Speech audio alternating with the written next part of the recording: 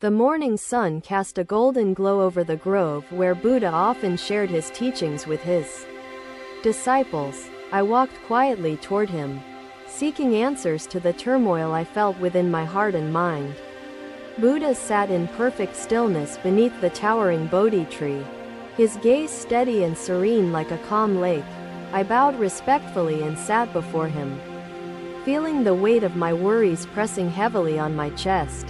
In the distance, I saw a figure sitting beneath a sprawling banyan tree. His presence radiated calmness and an unshakable serenity. The figure, clad in simple robes, exuded wisdom that seemed to transcend the bounds of time. I approached slowly, feeling both awe and humility at the sight before me. The water does not stop, I observed aloud. It flows without resistance, finding its way through or around every barrier. Buddha nodded slightly, the faintest smile gracing his lips. Exactly, he said. Does the stream ever resent the rocks? I thought about his words, realizing the absurdity of a stream holding emotions toward lifeless stones in its path. No, Master, I replied slowly. The stream does not resent the rocks. It simply flows and adapts to its surroundings. Buddha leaned forward slightly, his presence radiating an aura of understanding that seemed to reach deep into my spirit. Life is much like this stream, he said. Its nature is to flow, encountering challenges and shifting as it moves. He continued, many cling to illusions, mistaking them for permanence, and this causes suffering. Do you see this in your own life? His question was simple yet profound. His words resonated within me, though I struggled to fully grasp the profound simplicity of the wisdom he offered. Master, I asked, how can I learn to flow like the stream and let go of this sense of resistance? Buddha picked up a small pebble and held it up so I could see its smooth, weathered surface gleaming in the light. This pebble, he said, has been shaped by the stream, its rough edges worn down by years of gentle contact. The stream did not seek to destroy the pebble, he explained, but embraced it, transforming it through persistent movement. I nodded, understanding the metaphor but feeling the question still lingering in the recesses of my mind and heart. Even if I accept the challenges, I said, how do I stop feeling like they are consuming and overpowering me? Buddha placed the pebble into the stream, watching as the water carried it along, disappearing into the gentle current. You must first see your challenges for what they truly are, he said. They are not meant to overpower you. They are opportunities, he continued, to refine your spirit, shape your character, and teach you the lessons you are ready to learn. I absorbed his words, reflecting on the metaphor of the stream and the ways in which I had resisted life. But, Master, I persisted, what if the challenges feel endless? As though there will never be an end to them? Buddha looked at me with unwavering kindness, his gaze steady and filled with an infinite depth of compassion. The stream flows endlessly, he said, not seeking an end but simply moving forward, embracing the journey as its purpose.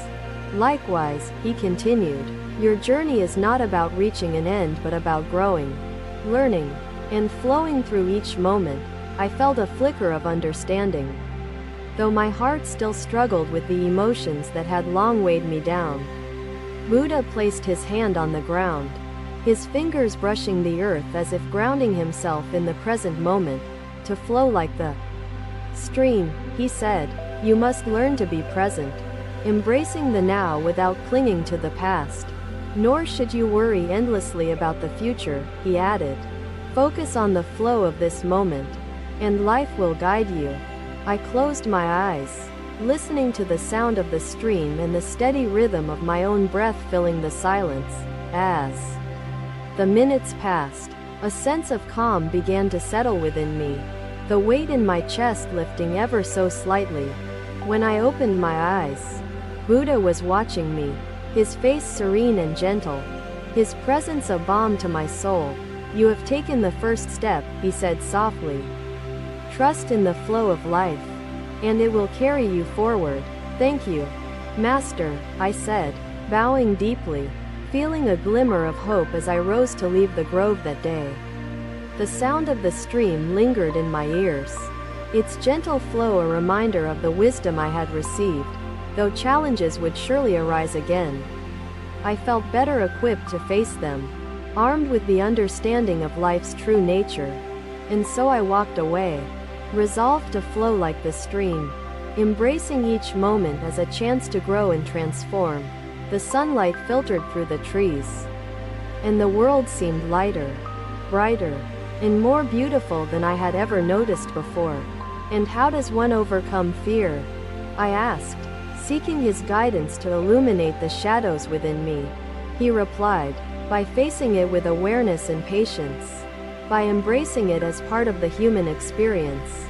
Kisa sat under the shade of the banyan tree, her expression troubled as she pondered the chaos within her life. She approached Buddha quietly, bowing deeply before taking her place among the group, seeking his wisdom to ease her heart. Master, Kisa began, her voice quivering, my life feels disjointed. I cannot find balance between my actions and my inner spirit. Buddha regarded her with a steady gaze, his presence calm and unwavering. As though grounded in the very essence of truth, he gestured toward a bird perched delicately on a branch, its movements graceful, its song resonating gently through the grove. Observe your thoughts and emotions without judgment, as though you are watching clouds pass through the sky. The analogy painted a vivid picture in my mind. No, Master, Kisa replied softly.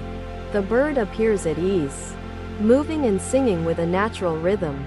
It seems connected. Buddha nodded, the faintest trace of a smile touching his lips. The conversation felt like an unraveling, as though layers of illusion were being peeled away. Each word, each pause, carried the weight of centuries, yet they felt timeless. I felt a deep sense of gratitude for his presence, for the opportunity to learn. Master, how does one begin this journey toward clarity and freedom? I asked, feeling both hopeful and daunted. A skilled dancer does not calculate every step but seems to move instinctively with the music. Buddha leaned forward slightly, his presence radiating an aura of compassion that seemed to envelop those around him. Life has a rhythm, Buddha said. It is subtle but ever present, like the stream flowing or the bird singing. When we resist that rhythm, seeking control or clinging to rigid expectations, we create discord and lose the harmony within. Kisa bowed her head, her brow furrowed as she tried to grasp the profound simplicity of his teaching and apply it. Master, Kisa asked earnestly, how can I learn to hear the rhythm of life and move with it instead of fighting it? Buddha gestured toward the ground, drawing her attention to the roots of the banyan tree spreading outward in intricate patterns. These roots, he said, reach deep into the earth, anchoring the tree while allowing it to grow and sway above. In life, Buddha explained, you must be rooted in the present moment while remaining flexible, flowing with what arises naturally. Kisa nodded, absorbing his words, though her heart still felt heavy, struggling to let go of the control she had clung to. But, Master, she asked, what if the rhythm feels chaotic, like a storm that disrupts the peace I long to find? Buddha reached for a small leaf fallen on the ground, holding it up so the sunlight filtered through its delicate veins.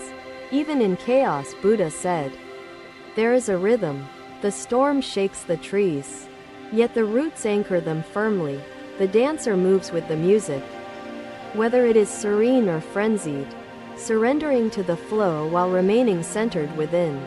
Thank you, Master, for your wisdom and compassion, I said, my voice steady and sincere. He nodded, his eyes alight with encouragement, and I turned to leave. To find grace amid the chaos, Buddha said, you must first let go of your need to control every moment. Trust in the rhythm, he continued, and allow yourself to move with it, surrendering without resistance or fear of the unknown. The journey had only just begun, but I felt a profound shift within me. The teachings of the Master echoed in my heart, a guiding light illuminating the path ahead. And so, with each breath, I embraced the impermanence of all things, ready to walk the path of wisdom and compassion. Another day, another lesson unfolded as the morning sun bathed the landscape in hues of gold and amber. You are beginning to hear it, Buddha said softly. Continue to listen, and in time, the melody of life will become clearer. Thank you, Master, Kisa said, bowing deeply, her heart lighter as she rose to leave. Determined to embrace the rhythm within, the grove seemed to hum with life. And Kisa felt the wisdom of the teachings resonate through her as she walked away. Sit, he said, without opening his eyes, his voice as calm as still water. I obeyed, lowering myself onto the cool grass, feeling the gentle embrace of the earth beneath me.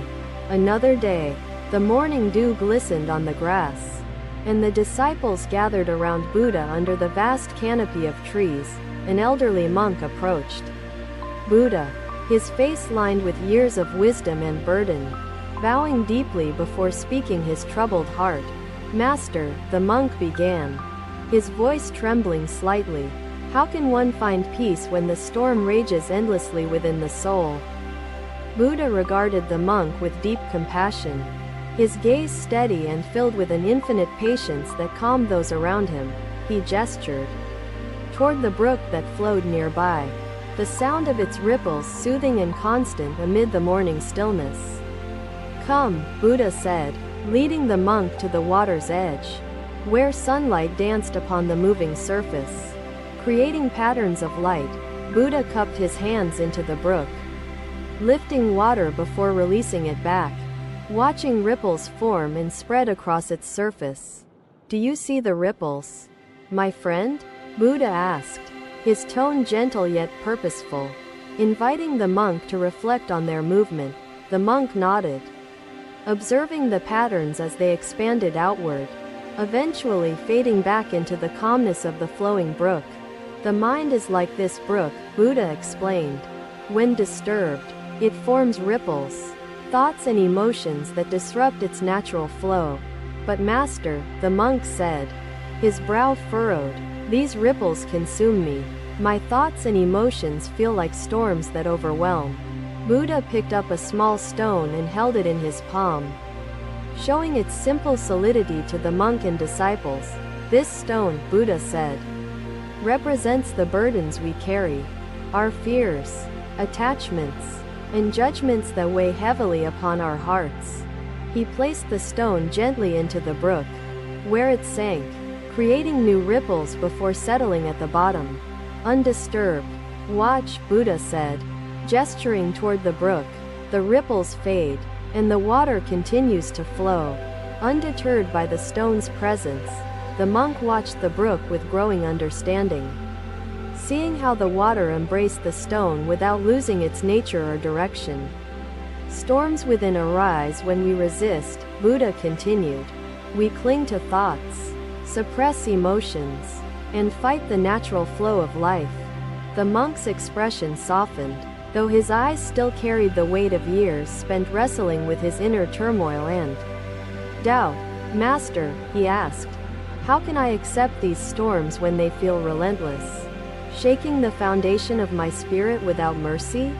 Buddha reached into the brook again, this time stilling his hands and holding the water steady, observing it closely as it settled. Acceptance does not mean surrendering to chaos, Buddha said. It means observing without judgment, allowing the storm to subside naturally. With time, the water clears when it is still, he added. Likewise, your mind finds peace when you allow it to settle gently. The monk listened intently, his breathing slowing as Buddha's words began to resonate with a truth he had long sought to understand. But what of the feelings that remain? Master? The monk asked. How do I find peace when the heart feels like an enemy?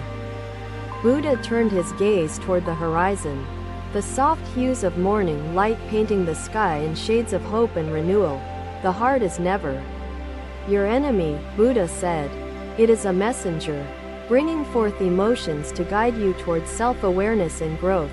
When we treat our emotions as foes, he continued, we create division within ourselves, amplifying suffering and deepening the storms we feel. The monk placed his hand over his chest, feeling the rhythm of his own heartbeat, seeking connection with Buddha's profound teaching. Master, he said, his voice quieter, how can I begin to see these storms and emotions as friends instead of adversaries? Buddha picked up a fallen leaf, holding it gently between his fingers, its delicate veins visible in the morning sunlight. This leaf, Buddha said, does not resist the wind. It moves with it, carried along without fear or struggle. Emotions are like the wind, he explained. They arise and pass, carrying lessons and truths if we choose to observe and accept. The monk studied the leaf, feeling the weight of Buddha's words as they began to shift his perspective on his inner battles. To embrace the storms, Buddha said, practice stillness. Meditate not to control the mind but to observe it with kindness and patience. In stillness, he continued, the ripples within will settle, and you will see clearly the truths that the storms carry. The monk closed his eyes, the sound of the brook and the rustling leaves filling the space where his thoughts had raged. As the moments passed, he felt the first glimmers of peace, a quieting of the storm, and a connection to stillness. When he opened his eyes, Buddha's gaze met his own, filled with unwavering compassion and encouragement for the journey ahead. You have begun to see, my friend, Buddha said softly. With time and practice, the storm within will no longer overpower you. Thank you, Master, the monk said, bowing deeply, his heart lighter as he carried this newfound wisdom back to his daily life. The disciples watched in silent reverence, absorbing the lesson through the example of their fellow seeker and the guidance of the Master. Buddha stood, his presence radiating a profound serenity that seemed to embrace everyone around him. A living embodiment of his teachings. Life flows like the brook, Buddha said, his voice carrying through the grove. When we embrace its rhythm, we find true peace. The sunlight continued to filter through the trees, casting dappled patterns on the ground as the disciples reflected on the day's lesson. The monk walked away, his steps steadier, his spirit lighter, and his heart more open to the rhythm of life's flow. Though storms might arise again, he carried Buddha's words within, a beacon guiding him towards stillness, acceptance, and the path of peace. Thank you for watching. Buddha's teachings are always with you. Subscribe to our channel and we will see you in the next video.